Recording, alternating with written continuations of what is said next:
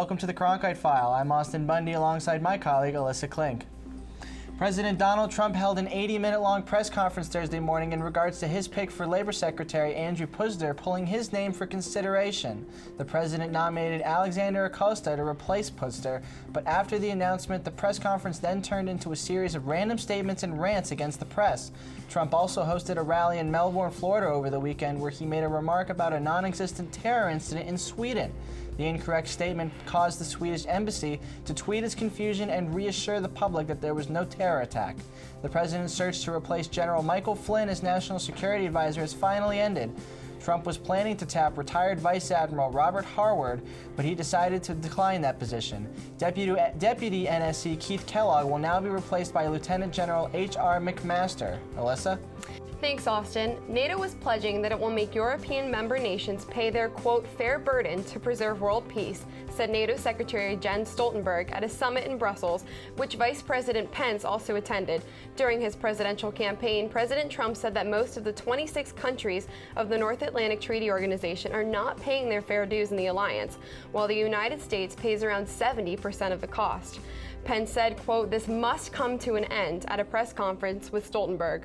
Although Trump hinted that the U.S. no longer needs to be part of NATO, Pence reassured the world of U.S. commitment last Monday. Stoltenberg said there have been significant increases in NATO contributions this year and that, quote, we are going in the right direction, but Germany and some other European allies still have a long way to go. That's all for politics this week. Let's go over to Lauren Bukoskey with sports.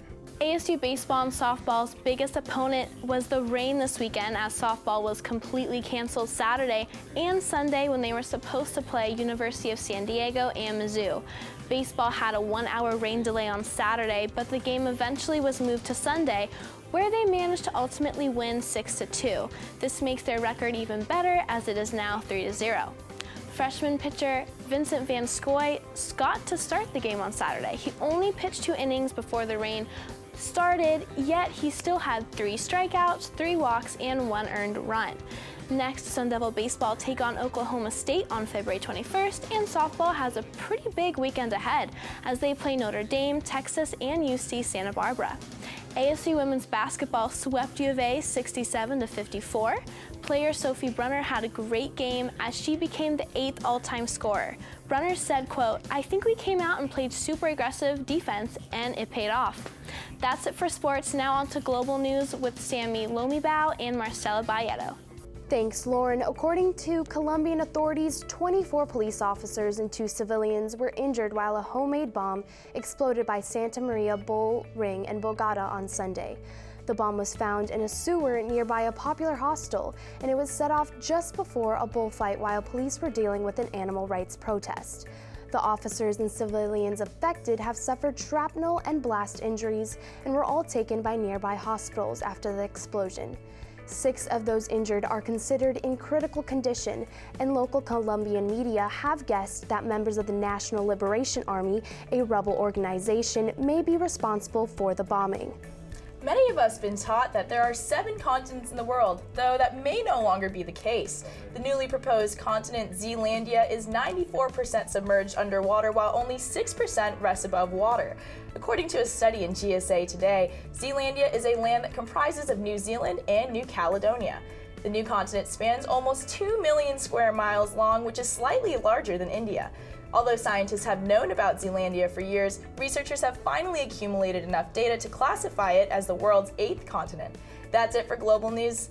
Here's Emily Taylor with entertainment. Angelina Jolie has had her hands tied since filing for divorce with Brad Pitt in September. She made her first public appearance since the split this past Saturday at the Terrace of the Elephant in Siem Reap, Cambodia. She and her 6 children attended a screening of her new movie, First They Killed My Father. This destination was special to Jolie as it was where she adopted her eldest son, Maddox, from an orphanage back in 2002. While here, she met Cambodia's King Norodom Sihamoni. Later that night, Jolie and her kids attended a special ceremony honoring the film she both directed and co-wrote. The plot was centered around the horrors U soldiers were faced with in 1975 under the reign of Khmer Rouge.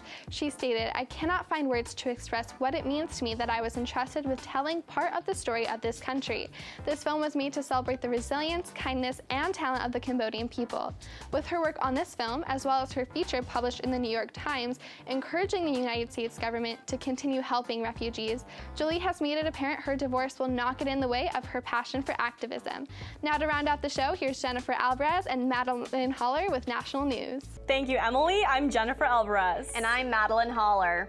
Last week, cities around America prompted thousands of protesters to take part in a day without immigrants in an effort to highlight the immense impact immigrants have on the United States economy and culture, according to an article published by NPR.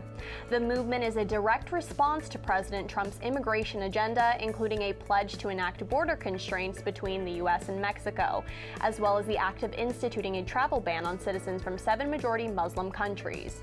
Danielle Carson, a Los Angeles reporter, informed NPR that thousands of immigrants were not attending to work, taking part in regular shopping activities, eating at restaurants, filling their gas tanks, or sending their children to school as a form of protest. More than 100 protesters from all over the country were fired as a result of their participation in last week's demonstration. 10 years later, a day without immigrants follows the Great American Boycott to protest the Illegal Immigration Control Act of 2005, according to NBC News. Pro-immigrant protests also continued throughout the weekend in various cities. Man's best friend have long looked out after us, and now it's time to look out for them.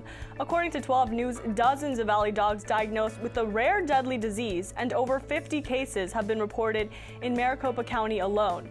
Leptospirosis symptoms include lack of appetite and energy, red eyes, and fever, though some dogs do not show any signs of illness at all.